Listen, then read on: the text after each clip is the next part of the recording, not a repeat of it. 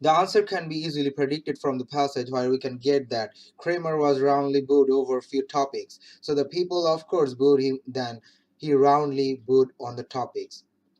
The passage says that many in the audience that packed a Fargo coffee shop heckled Kramer, often including immediately after he opened the 1 hour question and answer session with a prayer. About 50 people were left standing outside. Kramer was roundly booed over the topics such as healthcare, abortion, his support of Education Secretary and President Trump, dealing with Russia.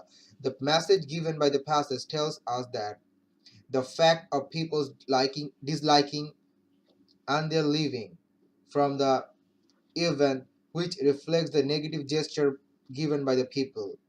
So they didn't support or brace, rather they booed him or taunted Kramer in the event, which is merged by choice A, with the prediction as a correct answer. So choice B and C are incorrect. People were vexed as it was controversial and they disliked as it is absurd for them to give claps to make Kramer to be applauded or acclaimed. So choice D and E are also eliminated. So the correct answer is choice A.